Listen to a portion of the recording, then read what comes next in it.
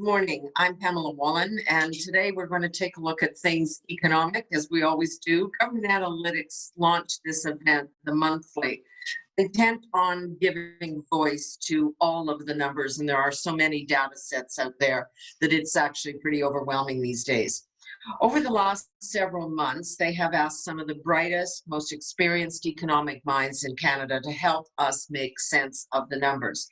David Dodge and Jack Mintz explain the debt levels, lack of investment, unconstrained spending, all creates high risk for future generations if we don't find ways to ensure growth and productivity.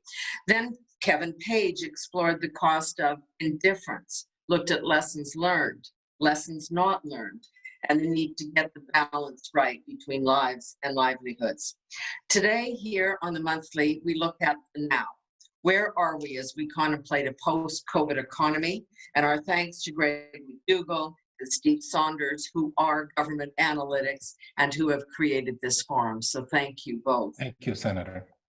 On Monday, we will have a long overdue fiscal update, still no budget. There will be talk, of course, I'm sure, about a green economy and basic income supports, and the debate will continue over the need for a fiscal anchor and the government's apparent embrace of modern monetary theory. But it's the data, particularly on demographics, says Don Drummond, that will determine our priorities as we plan the economic rebuild. And that data says, and it's a bit of a paradox, that everyone wants better long-term health care or aged care, yet no individual nor any level of government can really afford it. This data is spelled out in a new report entitled Aging Well. It says that a senior tsunami is about to hit, and we have no idea how to pay the bill. The number of seniors increased by more than 4 million over the past 4 decades. Of course, we're all living longer. Over the next 20 years, Canada must accommodate the needs of another 4 million plus. And here's the thing, 82% will be over 75 years of age. It's complex, the cost will rise, not to mention the demands of aging boomers. We will need more beds. And even if we just make a basic fix, that will increase costs by about 70%. So let me formally welcome Don Drummond, co-author of this report for Queen's, former AGM at Finance, where he served for some 23 years and went on to become the chief economist at TD for a decade. Just indulge me for a moment. Prime Minister Paul Martin called him one of the most principled and imaginative public servants, and we are very glad that he is using those talents now at Queen's, at the School of Public Policy Studies, and here this morning on the monthly. So Don, welcome. And can we start with this rather, I think, explosive report? What is the stat? What is the number that scared you most? You know, I think we're getting it, that we're going to have more seniors. You find the person on the street, so to speak, is kind of familiar that we've about 1/6 of our population is 65 plus, and we're going to go to a quarter. But that's not the thing. Not that much happens in the care world, in the health cost world, in the early ages of the seniors, 65 to 75, the greater needs have later. And it's that skewing, the increase in the average age of the seniors is going to be the big thing. It's just pure math. I mean, you and I are examples of it. We're quintessential baby boomers. Right. When we get to that 75 plus, and particularly that 80 to 85, and there's a whole bunch of us, that's when things are going to get really rough. And it's a paradox because it is the most predictable thing in the world. The birth rates and the death rates and the immigrants and that, they don't change very much. We can really pinpoint that. We should have seen this coming for a long time, and nobody's doing anything about it. And I'm very concerned with all the long-term care reviews that are underway right now, because they're going to do the natural thing. They're going to focus on the immediate problem and who can blame them. We have 80% of the COVID-related deaths have occurred in long-term care. Obviously, they have to focus on improving the infrastructure, improving the safety protocols. We have way fewer workers in long-term care per resident than anywhere else in the world. We have to deal with that. More workers, better qualified, better paid workers. But that's not going to look at the bigger picture. The bigger picture is we're going to be swamped if we continue under the status quo would be swamped by the demand for long-term care beds. And you look at a province like Ontario, they've had a plan to build 15,000 more beds. That's rounding error. And in fact, they will probably decommission more long-term care beds. I mean, infamously, the Caucasian long-term care, 4 people in a room with sheep, those probably won't exist anymore. We're probably going to take more out of service than we're going to add. So where are you and I going to end up when we get to this older thing? We're not going to build that, and nobody's doing very much about the alternatives, which would be home care supports and various different community living. And again, how is it possible when something is so easily predicted that there's so little planning around it? We spend a very small portion of GDP on both long-term care and home care. As you say, relatively speaking. And you and I and boomers, and we don't want our parents or anybody we know or love in a room with 6 people with dirty curtains so that if something happens, we all die. What are we going to do about that? Is home care the answer? And how do we shift the spending if that is it? Keep people in their own homes, send people in. Well, you're absolutely right. Relative to other developed countries, we spend less 1.3% of our gross domestic product on long-term care. It's 1.8 on the average of the OECD countries. We're very low on the spectrum of home care. But even worse, when you combine those two, we spend $6 on long-term care for every dollar on home care, whereas the Northern European countries spend about equally, and Denmark, which has the highest satisfaction ratings on life satisfaction for the senior, spends more on home care. And you don't have to be a genius to figure out other countries are doing this better and we're way behind. So for many people, home care is the answer, not for everybody. But a lot of people need support. So for example, in Denmark, if you're having trouble getting out of your bathtub, you can call a community service and they'll bolt a bar beside your bathtub. You can get prepared meals. We got snow out here right now. You can have somebody show your driveway. You can do and provide a lot of those services, $40 to $50 per day. Typically long-term care is $200. We have at any given moment 13% of Canadians are in hospital that are not supposed to be in hospital, and they actually end up in hospital longer. Those are disproportionately seniors. That could be $1,000 a day, and they're not receiving the services. That's the worst place. So we've got it all mixed up. But there needs to be a spectrum of housing opportunities that if you cannot live independently, even with some supports, there's various different community associations. There's private ones. There's an Oasis facility in Kingston. United Kingdom, there are communities that are stratified according to age groups. There's young people living with older people. There's concierge medical services provided in a center. There's a whole bunch of different ranges that could be explored. We could have a much more common phenomenon of the so-called, I don't know why we pick granny suites, but onto houses, something in the backyard. Often we don't even accommodate those in the zoning bylaws. We could have a tax deduction for people that would do that. There's just many things that we could provide, and it all comes back to the same thing. Why don't we give people what we want?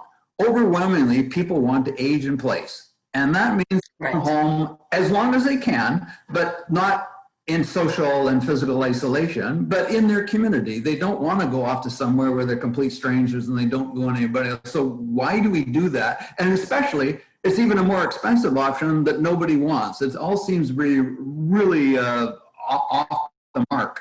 But who's going to pay that bill, Dawn? Are you saying that seniors themselves are going to be responsible for paying a good chunk of that? Is the government, at both federal and provincial, going to have to start to build and create facilities? And I think more importantly, train people and pay the bill for that. Right now, if it wasn't for Filipino women immigrating to this country and looking after our seniors, we'd be in big trouble. So here's my guess. At the end of the submission of all these long-term care reviews, will increase that 1.3% of GDP in long-term care about 1/3 from improved infrastructure and about another 1/3 from more workers and better trained and better compensated workers. And that'll take us from 1.3 up to 2.2. But then we have about 250,000 long-term care beds in Canada at the moment. If we send the same percentage of people at each individual age to long-term care. By 2040, that 2.1 will jump up to 4.2. So we'll go from 1.3% of GDP to 4.2. And the bottom line is, before I talk about who paid for it, Canadians will pay for it. There is unfortunately a belief that if the government pays for it, then nobody pays for it. The governments don't exist. No, it's all the same taxpayer.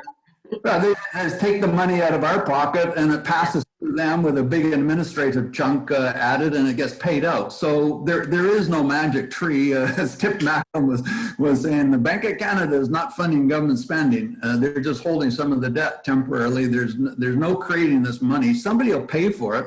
We can talk about the incidence.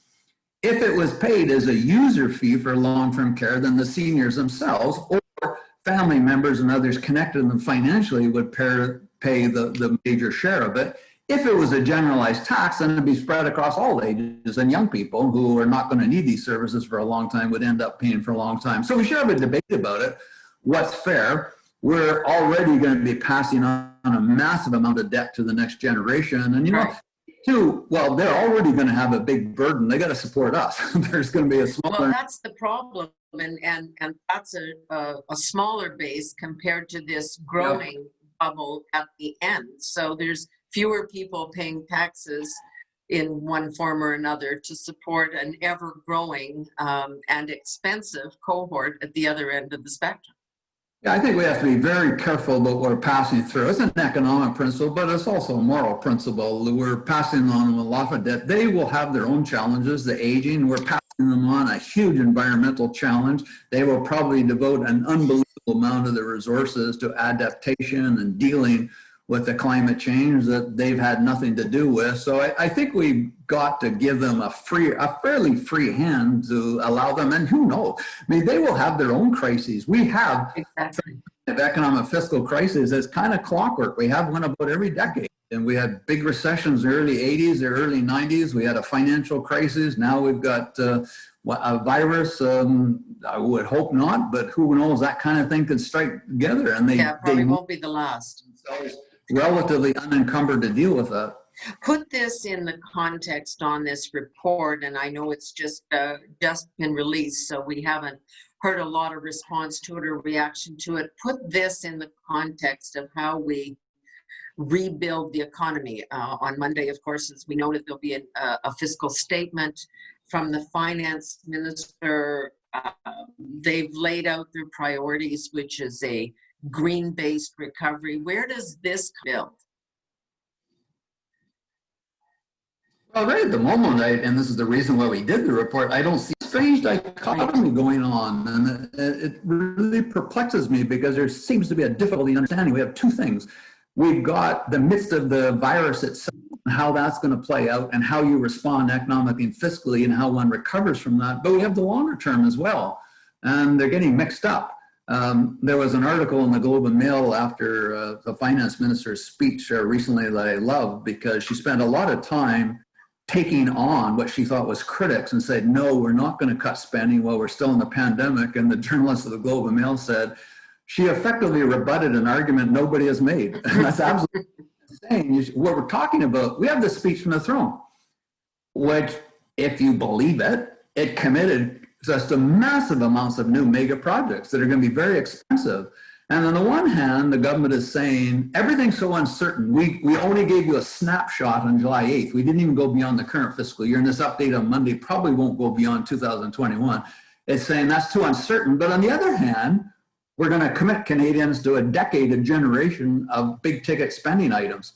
And one of those you would think would be, what are we going to do about long-term care, whether it's federally or provincially or federal with assistance to the provinces? That doesn't seem to be on the radar screen. Well, and the other thing everybody's saying, and of course the last few days with the hysteria around vaccines and the Prime Minister declaring that, you know, we're going to be kind of a bit down the line before we get these. We've talked about a lot of infrastructure spending. How the heck did we get to the point where we have very, very limited capacity to manufacture anything in this country? We get most of our pharmaceuticals from China, the PPE, all of those things, and now we can't even reproduce the vaccine that may or may not be coming in a timely fashion. But that speaks to a bigger issue, and that's one I think that people are losing sight of, that we had enormous economic challenges before the country, before COVID struck. Right. And we will at some point have a manner of recovery from that, but we'll just be right back into those problems. So, and part of it is this aging phenomenon. If you look at our demographics and what that means for labor force, and if you look at our average rate of mediocre productivity growth over the last 2 decades, the sustainable long-run economic growth rate of Canada is barely above 1.5%. If we go back to the 1950s and 60s, it was triple that rate, and it slowed down. It's been a little over 2% for a while, slowing down to 2%, and it's going to drop further. It's hard to fund all these kind of pressures when you got the economy growing, but when you peer below that kind of macro aggregate, you look at where's the growth come from? Well, we've had 2 powerhouses driving the Canadian economy historically. The manufacturing sector, it has half the percentage of the workers, the total workforce, today just 20 years ago, and the more basic manufacturing seems to be under threat. We're just not competitive globally on that. And then, of course, the natural resource industry, and particularly the oil and gas. And your head spins how quickly we shifted from talking about peak supply to peak demand. It was we just can't get enough of this stuff. We can't get enough of this stuff. And all of a sudden, you know, we've got a current crisis with the prices depressed, but a lot of people are saying, maybe there's not a market for this. Maybe the prices won't recover all that much going forward. Maybe they won't be the contributor that we've had in the past. And if those 2 sectors don't fire the Canadian economy, then you ask yourself, what does? I think we've all been shaken from our nice, comfy, cozy view that being next to the giant of the economy in the world was a great thing. That doesn't seem, you know, maybe, and others have said it before me, don't just think without Trump that everything's going to be different in America. No, exactly. I mean, we're going to be hassled at every single thing. That's not a free ride. And of course, then we were going to do all these wonderful things from China, and that was looking pretty darn tough as well. So you look at it sectorally, you look at it demographically, you look at it geographically, and the pretty favorable economic performance we've had since the end of the Second World War looks like it might be a little bit strained. But can we actually run an economy? I mean, if you look at the numbers, we as you just cited, we don't manufacture things, we don't make things. The energy sector is in some trouble because, of course, it's the basis of a lot of manufacturing. You need oil and gas and energy if you're going to build something else. The job creation is all service. The governor of the bank just saying yesterday that there's a stunning divide in wage earners because the kinds of jobs we're creating are not high enough wage as we go forward. I think it's a good thing to have manufacturing and goods production. We can be world beaters in other sectors. The financial service sector is an excellent example. It's a big share of the Canadian economy. A limited global reach, though, and you have to ask yourself about that. Most of the Canadian banks have a significant presence in the United States, but not a huge presence. A lot of the reaches beyond that have not been successful. But then if you look what support that, we have a legal and accounting profession that supports the financial services sector. But why don't they do the books and the legal aspects for financial services across the world? It doesn't really matter if you're specialized in that. It's no particular magic of doing it for Canada. Why don't you draw a world industry into Canada? But we don't tend to do that. And if we're not going to make our fortunes off extracting non-renewable resources, it'll still be important, but it's not going to be leading. Something else has to do it. But we have to be able to take on the world. And of course, even in that, the natural resources, of course, infamously in the beginning of the 2000s, virtually every major company in Canada sold out. We had an option to be number 1, 2, or 3 player in the world. Instead, we sold out the interests. And what leads us to that kind of position is very disturbing. I mean, the other issue, and it's kind of the flip side of a smaller group paying the bill and service sector level wages for far too many people, is that households and businesses in this country are sitting on a lot of cash. and they are not investing. The business people that I talk to just say and this isn't COVID related particularly, although it's worse now, but they were saying this before, until there's some clearer plan here, and of course the certainty in the US as well, they're not investing in this country. They're just not going to put their money there. No, we see that across the spectrum. It's interesting. You look, I mean, everything's IT and technology these days, and relative to the United States, we're fairly equally equipped on computer hardware, and we have about 1/4 the extent per capita of computer software, and that's fascinating. And I had an interesting discussion with a former CEO of IBM in Canada about this, and he said when you peer beneath the aggregate numbers, it's even worse, because when IBM will sell a piece of software in Canada and the United States, the use of it tends to be much more sophisticated in the United States. So the reality is different. They may use it for inventory control. To be exaggerated, we'd use it for word processing. I mean, obviously, we're doing better than that. But again, you have to wonder, you know, and we have this in Canada, we call this the valley of death. We create firms very quickly in Canada, and they grow very quickly initially, and then they tend to stall out. They sell or they stall out their growth plans after a few years and after they get about the $500,000 mark on earnings. Whereas in the United States, they tend to start off slower, but they continue to grow from that, and they tend to find more markets. You look, coming back to the China. Yes. It's very interesting. The American Chamber of Commerce tracks what the businesses are doing in China, and increasingly shifted to production in China to sell to the Asian market. Most companies in Canada don't contemplate that. It's producing in Asia to sell back to the Western markets, but that's a bigger leap. It's more difficult. You have to be more associated with the culture and stuff, but it's a different mindset, and of course a different taste for risk. Do we have to take on the China question? As you know, that debate is raging, and that we have to be less naive and stop thinking of China as some, you know, third world developing country. They're actually even America's largest competitor. If we decide that we need to bring some of that production and work home, can we? Yes, I think we can. You know, we tend to just simply compare wage levels in the countries, and we don't look like we're remotely competitive, but it's productivity adjusted wages that matter. And so if they're going to have 1/5 our wages, we have to have 5 times the productivity. And we're not that far off that kind of comparison, but of course their productivity, as they trade around the rest of the world and incorporate properly and improperly technologies in the rest of the world, of course they're closing that gap, but it is a constant need for us to keep that game advanced. And I think we can do that. You know, we do have the skilled labor, and it's interesting, even relative to the United States, when you talk to the sectors, the automobile sector and the forestry product sectors who operate in both Canada and the United States, and it will speak to the quality, the superior quality of the Canadian workforce. And the automobile industry, for example, in numerous occasions has spoken to the advantage of our largely public healthcare system, where that is a huge business cost in other jurisdictions. So it's not like we don't have some assets that we could exploit. So that's just a question of political will. Are we going to do it? Are we going to make that our Build Back Better plan?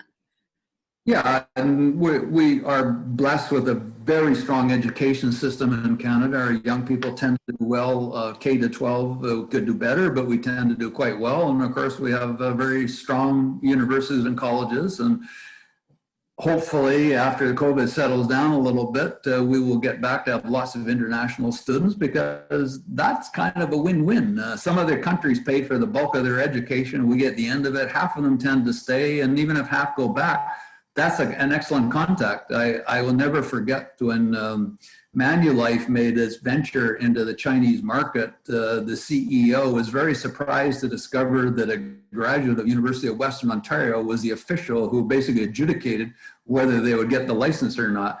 And he says, there's absolutely no proof that that connection had any bearing on it, but you know, it's not a bad plan. I want to raise a question. Senator Elizabeth Marshall is on the line, and here's her question because it's on the healthcare front. I raised this question about where we're going to get the workers because none of our kids or grandkids want to work in long-term care or in the health field. She says this: I worked in the Department of Health and Social Services in my home province. Home care was definitely a growth industry and very costly, but availability of home care workers was a big challenge. So where do we get them? How do we resource this industry? How do we increase supply? Well, here's where I'll come back to being the boring economist, demand and supply. So the demand is there, and if the supply is not there, something's got to give. And of course, in a narrow way in economics, that would be the price. In this case, would be a wage, but it's more than that. It's the price and the prestige. So we have never held personal care workers with any measure of prestige. It is kind of the bottom of the rung, and you tend to do it when there are a lot of alternatives. It is what's more important for us if we have elderly parents that who helps with their care. Absolutely. Boomers look forward to it. I would like somebody, and I would attach great importance if I need that support to it. But that hasn't happened, so that will have to change. And so this is part of the reason why I think the cost for the elderly will jump from 1.3 to 4.2. It will not just be more workers, it'll be better qualified, better trained, and better paid workers with better working conditions, safer working conditions. You know, we often look, coming back to the manufacturing, because it all kind of loops together. We think, why do so many younger people in places like Germany go into the trades? It's not just the money, because the money's pretty good. I mean, if anybody's checked with electricians and plumbers make in Canada, it's not bad coin. But they establish a prestige to it. You go there, certified plumber and electrician, and wow, and you kind of get that in Canada. And I think that prevents some people from going that route. And I think that is part of the problem.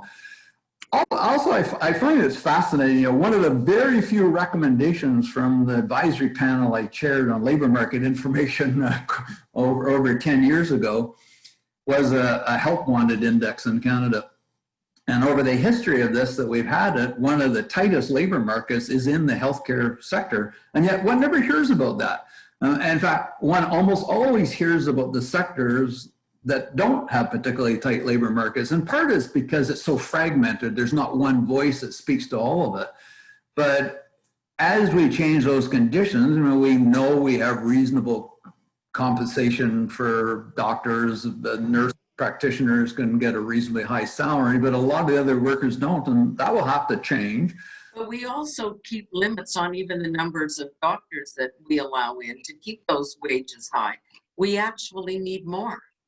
Well, and particularly areas, so coming back to these seniors, one of the scenarios I'm very worried about is we have 304 gerontologists in Canada. We have a few minutes left in our program. We could easily name them. And shocking to realize that they're within a few years, most of them are within a few years of retiring, and the inflow to the medical schools in Canada is but a trickle. A trickle will be exaggerating it. We have 470 rheumatologists in Canada, and there's almost no intake to that. So we are never going to change that organically. There's not enough people coming. Immigration will never address that. We're going to have to radicalize the whole approach. So if you're a family physician, you in a sense are going to become a gerontologist. 25% of the population will be seniors, but because they have higher needs, probably 50% of your client base is going to be on seniors, and the small number of specialists will essentially become advisors. But that too, like, why is that not really well known, and why aren't there sophisticated plans to deal with that? That's not very hard to foresee. We count them, high, bless their hearts. They produce these kinds of numbers, and we can see them going down and down simultaneously with the number of elderly seniors going up and up. It makes no sense. We used to have incentive programs in this country that would take young doctors being trained in this country, put them into rural communities where they're desperately needed and where we have a lot of concentration of seniors. and perhaps pay off some of their debt or provide them with a house or whatever. Then it became clear that under the Charter of Rights and Freedoms, you couldn't request or require or demand that somebody go and live in a certain place. So we're kind of cutting off our nose to spite our face. Well, absolutely true. That you cannot put a fence around a smaller community and throw away the key and force them to stay there. So even if they go for a while, they tend to leave. I mean, it's a second best, perhaps. We'll see. But there are some technological approaches to that. So I find it fascinating. And one of the very few positives that came out of COVID in the healthcare sector is we got 5 billing codes in Ontario for remote visits. To drive me crazy, you need a blood result. And typically if you're in a position to needing a blood result, you end up knowing more about that blood condition than the physician, but you couldn't get it yourself. I mean, the last person in the world that can have your medical records is yourself. It's not like you don't have a right to them. And you would have to physically go to a doctor's office to get one number. However, but the reason, of course, is they have a mean of getting compensated if they send it to you by email or gave it to you by the phone. So we did address that. We can do remote visits, and in fact, with artificial intelligence or robotics, we can probably end up doing quite a few procedures. And maybe you don't want to be the experimental on that if you're in northern New Brunswick or wherever you might be, or northern Saskatchewan, but that will ameliorate the problem to some degree. Yeah, I think it's a start, provided we can keep it and provided that the system works. I want to, as our time is flying by here, I want to, if I can, go back to a report that you released through under the auspices of C.D. Howe in October. You call it Canada's foggy economic and fiscal future. I think that was being quite gentle as we go through the numbers you lay out. Let me just give me a second. I'm going to do it because there's no Goldilocks solution here as far as I can tell. We're either going to be, regardless of what we do, $25 billion in debt, $50 billion in debt, or $100 billion in debt. So there's nothing in that solution that is just right. These are staggering numbers. Well, given the reaction of that report, I have to hasten with a word of what the report is not, because people seem to have difficulty. This is not a criticism of the government's response in the wake of COVID. This is not a suggestion that they pull back on that, because everybody says, well, no, you're wrong, we're not going to do that. I never said that. I'm talking post the recovery from health and reasonably from where are we going to go? And what rocked me was the number of speeches the Prime Minister gave this summer, where he's constantly talking about these huge ticket items. I mean, the list is very long, but of course, basic income, national farmer care, national child care, national training structure, the infrastructure you remove, the greening of the economy, and those are just a few of them. I mean, these are a minimum of $20 billion a year. They could be $50+ billion a year. Where's that money going to come from? And of course, the suggestion, we won't raise any taxes. And that's why I think that doesn't add up. And I find it very disturbing that there's no debate in Canada about that kind of future. Shouldn't the 39 million Canadians be engaged in that and have some kind of say about where they want to go, young and old? And the young better pay attention. Yeah. I mean, I look back, having been part of the so-called solution to the Canada Pension Plan in the 1990s, I still wear the concern that at that time, the benefit of the Canada Pension Plan to a young person was 5.5% of their salary, and for their entire life, they're going to pay with their employer 9.9. They cross. It's not a good investment. We've got to pay attention to that kind of stuff. Yeah. And of course, came in the wake of the failed attempt to income test the old age security, and the politicians learned the lesson. Hey, these seniors can mount a pretty powerful voice. When you go back to your riding, you encounter an awful lot of seniors, not so many younger people, but they should have a voice. And that comes back to if we just lock in the current 50% debt to GDP ratio, that means effectively we have taken all the debt associated with the response to COVID, we put it in a box, put a ribbon around it, and we're going to hand it to the next generation. And we need to ask ourselves as older people, is that fair? And young people need to say, well, wait a minute. own crises to deal with, not necessarily yours. But we should have a debate in the country about that direction. But we also, I find it flabbergasting that these big ticket initiatives have been kicking around for a long time. We've had no debate. I'm going to take pharmacare. Right. So depending on your survey, typically between 5 and 13% of Canadians have a financial difficulty taking a prescription. As a significant number, it's not everybody. Most of us, like myself, retired. I've got a private plan, but it's okay. Most of us are in that situation. We got gaps, and it's the same thing on basic income. The gaps are the working age adults without children. We kind of have a basic income for families, low-income families with children, called the Canada Child Tax Benefit, augmented by province. We have a perfectly designed OAS and GIS, and the pharmacare between the provincial plans, like in Quebec. So if you don't have a private plan, it's mandatory of a public plan, so they don't tend to have that sort of issue.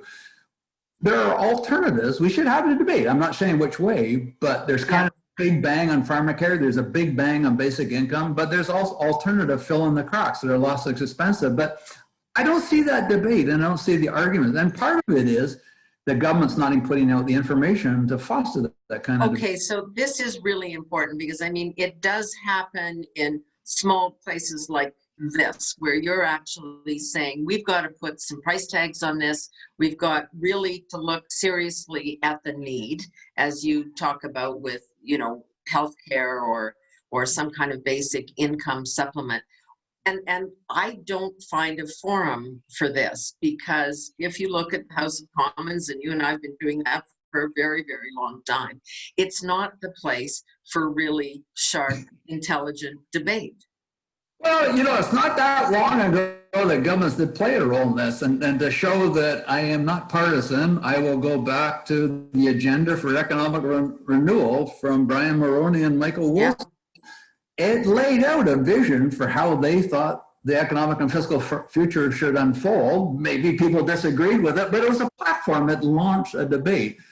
And before the Martin Chrétien government struck with the infamous 1995 budget, they put out the so-called purple and gray books that laid out respectively their vision how the economy and the fiscal would do. And again, there was critics of them, and that was fine. But it opened the gate, it had information, it had a basis upon which a debate could unfold. We haven't seen the likes of that for an awful long time. Okay, I'm going to ask you, I hope, isn't a particularly awkward question, but you did work in the Department of Finance for 23 years, and you're absolutely right that governments would put out plans, sometimes quite detailed. I remember covering, budget lockups, and your eyes would be crossed 6 or 8 hours later trying to read all through this damn stuff and make sense of it. But do we have the kind of people inside government to create the documents and the pressure, I guess, on the public political figures to get this debate out there, to make it transparent, to put the figures attached to it, whether it's pretty or not, and get it out there? I mean, I am really troubled when I see civil servants in the province of Alberta leaking tapes of conversations with people. That's not a nonpartisan civil service focused on what needs to get done. That's somebody playing politics. Well, absolutely. There's a capacity to do that. Is there the political will to do that? I mean, there's an unfortunate model that was somewhat successful. In 2011, the then conservative government swung wildly from fiscal expansion to fiscal austerity and never really revealed to Canadians, including to Parliament, exactly how that was done. And kind of got away with it, really. I mean, ultimately, they did lose an election, but I don't think they lost it over that. And if you look at that, there was kind of a mere response to that in Ontario, because in the later stages of Dalton McGuinty's government, they were quite explicit and open about what they were going to do. And I think Kathleen Wynne just made the calculation, hey, well, look what Stephen Harper's doing. Let's just do it and not really tell anybody how we're doing it. And, and I also relate back to Ontario and sort of the Tim Hudak rule. He thought it was a positive political thing to almost brag that he was going to, if elected, lay off 68,000 civil servants. I think that cost him. Yep. But the reality reality is, in that election, it didn't matter whether it was going to be conservative, liberal, or NDP. The civil service was going to go down 68,000. And it seemed to there was some political benefit to not telling people about it. Just do it and not tell everybody about it. It's a kind of a different era, and it comes back to the broader communications challenges. I mean, the big thrust in the 1995 budget, we're extremely explicit how we're doing it. I mean, you were at the heart of that scene. We used to call it the trickle-down news. Yeah. If you put out a document and it got picked up, 80% of Canadian adults watch one of the 3 nightly news programs. Now it's 20%. Yeah. And we got an editorial in the Globe and Mail that would be picked up by virtually every newspaper, including all the community newspapers that no longer exist. Exactly right. Yeah. And it wasn't all that hard. You can't communicate in that way anymore. And you've got people who seek, if you're wanting right-wing news, you seek only right-wing news, and you can't bridge people anymore. So I am sympathetic to that. And I guess part of the result of that is, well, let's just keep it to ourselves. I mean, I'm guessing, I don't know, I have no inside information. I am 99.9% certain the kind of longer term economic fiscal scenarios I would like to see are in the hands of finance, and they're being shared with the Privy Council office and the Prime Minister's office. I would be scandalized if that weren't the case. They can do it. I'm sure that they're doing it, but it's remaining an internal debate. Is anybody reading it, and does anybody want to talk about it? Yeah, so but fortunately we do have the Parliamentary Budget Office, and you made a reference to that, and they do on occasion, they're probably due fairly soon to come out with a longer term plan as facsimile to what I would prefer it came from the government, but that's better than nothing. How worried are you about the liabilities on the Bank of Canada right now, funding this massive spending that's going on, and obviously thinking about the massive projects that are being talked about, as you say, and picking up provincial debt? I think they last week broke through the $300 billion dollar mark. What should have been a ceiling, but it's pretty glass and it shattered pretty quickly. Can we keep doing this? I'm not so worried about those, but I'm concerned much more broadly about monetary policy, and it's all the central banks literally around the world. Monetary policy is designed to get in hard, get in fast, and get out hard and fast. If you're building an inflation problem, you knock them between the eyes very quickly, and you go back to a neutral stance. If the economy is weak, you provide the stimulus very quickly, and then get back out. It is a policy where I would say 95% of the time, quite frankly, the people at the Bank of Canada shouldn't even show up for work. You're just trying to keep it on an even keel, keep the rudder in the middle, and you got a kind of a natural potential growth rate and try to keep on that track, and where it veers, get in, get out fast. But we have had hyper-stimulative policy now for 13 years. And it's building up imbalances, and it is becoming a root of instability. We are awash in the world, and including in Canada, in debt. We have it at the household sector, the public sector, and at the corporate sector. And there's one reason for that, because it's super cheap. So if you want a well-growing economy over a longer period of time, you have to have incentives to save and invest. And we don't have that. And again, coming back to our generation, you're talking to somebody whose first mortgage was 17%. If you got your hands on penny, you paid down the principal. Try that on a younger person, and they'll look at you. What the heck are you talking about? I got a 2.45%. Why would I pay it back? And you go, yeah, I get that, but it's not always that way. And in fact, it's not just we're guessing when interest rates should go up. We should actually want interest rates to go up, not high, but more to a neutral kind of level, because it's creating all kinds of problems having them this low for that long. I mean, let's face it. You can put some money in an RSP right now. You're lucky if you're getting 0.6%. You're not even remotely covering the cost of inflation. So the incentive is don't save it, just spend it. Just spend it. Unaffordable housing around the world, and particularly in some of the centers in Canada. That's a cause and effect. So I think we have to look for opportunities for monetary policy in Canada and elsewhere to get back to a more neutral standing, and then hopefully stay there once they can do that. Not at the moment again, it's the same thing. Not I get we have the crisis on our hands. They got to keep the juice flowing for a while.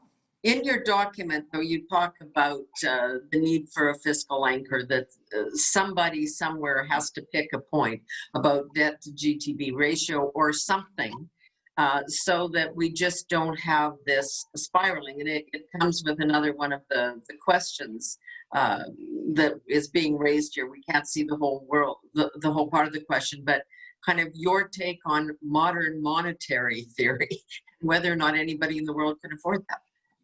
Well, modern monetary theory, I think, is not so much an economic phenomenon as a human phenomenon, because we tend to believe when something is different than we've experienced in the past, it's a permanent change. And from our life experience, about 99% of the time, that's not the case. We revert back to the normal. And of course, we change our behavior in the meantime, and then we get knocked between the eyes. So monetary theory basically says you can just keep the crank going as long as you want. Cover debt spending with inflation, with increases in the money supply. It won't cause inflation. Maybe, but if it does, you're going to be way down at the end of that road with nowhere to go. And then you're going to pay a big price, as we did before. And the dirty little secret in the modern monetary theory that proponents don't tend to tell you is they do not deny that it might lead to inflation problem, but their solution is increases in taxes to deal with it rather than raising interest rates. Nobody tells you that. And interestingly enough, many of the proponents of the modern monetary theory are also proponents for keeping taxation low. And you say, right. I think you didn't read to the end of the theory. You're only really selling part of it. My belief is that, yeah, inflation seems to be dead at the moment, but if you keep cranking it up forever, it'll be a problem. We're not there right now. I mean, the economy is obviously, if not flat out, it's down on its knees still. We don't have that problem at the moment, but we have to be mindful about it, and we will have to gradually pull back this fiscal and monetary stimulus so we don't get into that kind of problem. What kind of taxes, because I agree completely, this is inevitable. We're going to have to pay the bill somehow, and inflation will creep a little bit, even if not huge numbers. That seems to be the panacea right now. Don't worry, interest rates are low. We can borrow till we're, blue in the face. But what about the kinds of tax hikes? What are we going to do? I mean, we've got carbon taxes. People are now talking about taxing work at home because people are increasingly, I think, in the new world going to want to continue to do that to some degree. Where are we going to generate this money, this tax dollar?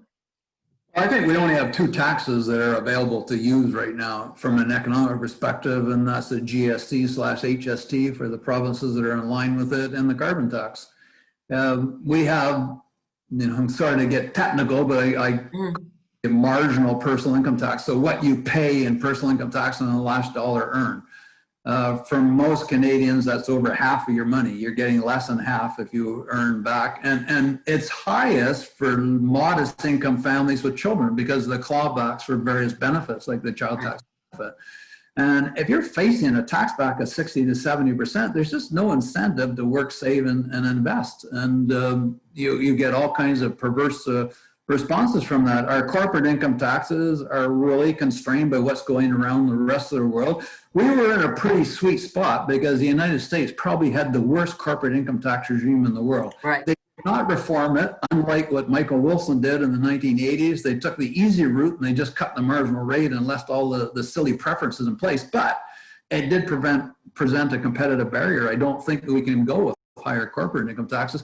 All the rest of the stuff is nickel and dimes. Yeah, I mean, used to have a jewelry tax and all that kind of stuff. You can get some money out of the user fees, but the big money would be in the GST, the HST, and you can offset the income effect with low-income credits, or the carbon tax. Now, the carbon tax seems to be out of play right at the moment. We got to get the Supreme Court decision of the constitutionality of levying on the provinces, but also you have a lot of political baggage with it. I mean, the reality is we're a bit stuck because we build it from going from 30 to 50, but quite frankly, to do the environmental trick, it's got to go way up 100. I don't think Canadians will embrace that.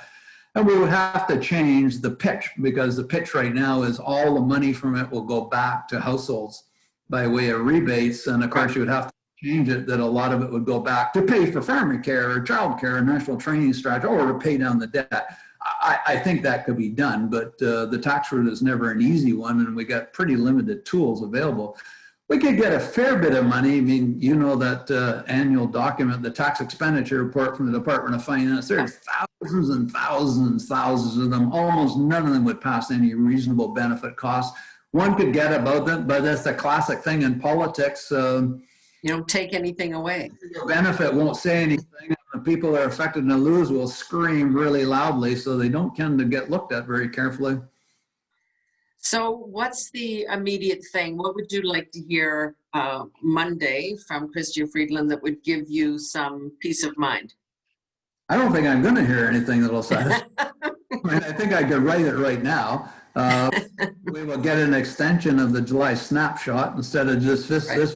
We'll hear that instead of 343 billion, the deficit will be 380 billion. We'll probably open a window to 2021, and I suspect the deficit will be in the 120 to 150 billion, not as high under their assumptions. We will probably see an expectation of some kind of recovery, but again, deferred, given the, you know, we keep talking about the second wave, but I think that implies the first one finished. It never really did. I think we got around something that's continuing. So I think they'll again assume a recovery, but pushed off, and I think they'll say virtually nothing beyond 2021. So we still got this incongruence of a very short-term perspective that they're letting Canadians on, but we still got these massive speech from the throne initiatives coming. And, you know, there's a final word on that, a fascinating federal provincial dimension, because there is no element of provincial jurisdiction in the speech from the throne doesn't say the federal government is going to go into. In fact, my favorite sentence is the federal government is going to assure access for every Canadian to family physician.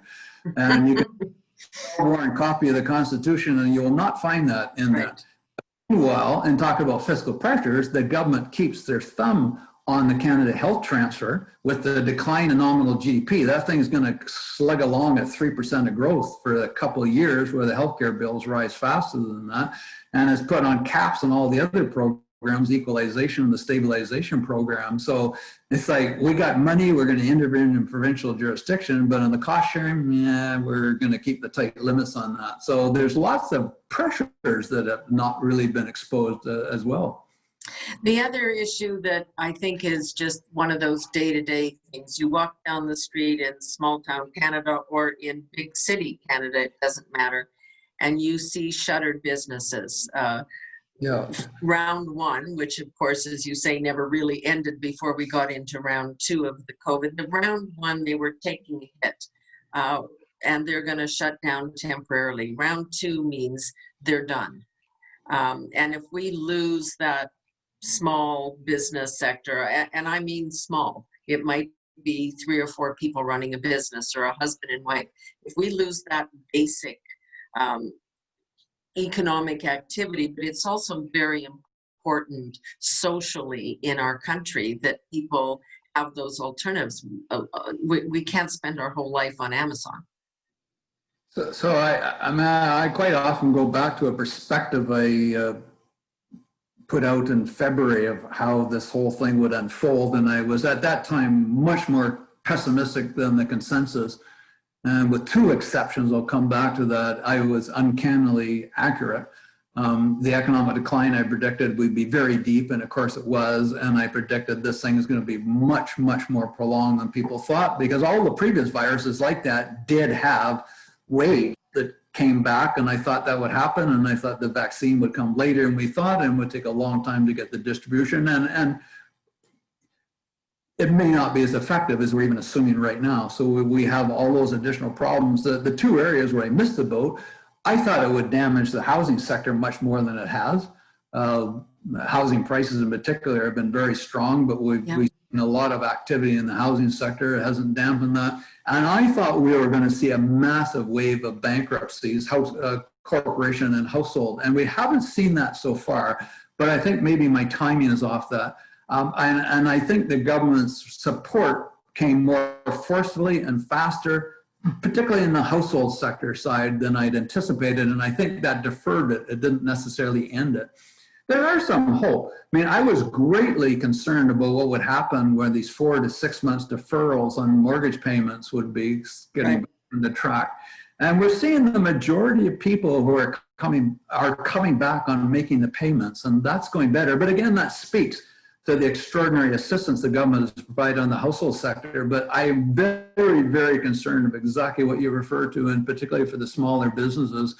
And I think that we are going to see a rash of them going under. We'll see some consolidations. Life will go on in some fashion, but there's going to be an awful lot of disruption. You know, one of the final things I meant, there was a study that came out in the heat of the virus from the University of Chicago, and it said that 40% of what seems to be temporary job losses will be permanent, and everybody was shocked.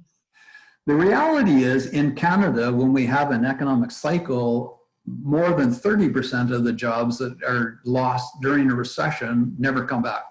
So their 40% number was not out of the ordinary, and if anything, it's going to be higher. And it just shows you that you have to be careful in dealing with the aggregate numbers. The aggregate employment seems to be recovering, but there's a phenomenal amount of churn and dislocation for people beneath that. And a lot of the jobs that are in won't come back, or they won't come form, and will they be in a position to fill the new jobs? Often they're in different locations, they're different set Exactly. of and we have never, in other countries, we don't have successful models to retrain adults, particularly if they've tended with not advanced education and have tended to work in one particular industry for a long time. It's very hard, 45, 50, 55, to shift something that's quite different. We make efforts, but it doesn't tend to work very well. Become a big worker. Don Drummond, thank you so much. Very interesting report on aging well. That'll be available any minute now. Maybe it is up on. It is available now. Yep. Yeah, available now. And your work through CD Howe. We appreciate your insights today. It really is helpful. And I've got to say 1,000% you're right on. We've got to start having these debates. And thank you for kicking it off today. Really appreciate it. Okay, you're welcome. Bye. Great. Thank you very much. So much. So I will see if Greg or Steve, if anyone has a final word today. Greg? No, just a big thank you to you both for pulling this off. This is great insight. And like you've said, Senator, all we want to do is try and advance the debate and try and put a voice to the data. And we've succeeded here today. Thank you again. Thanks a lot. Great. Thanks everybody who participated. We'll see you again very soon. Bye-bye now.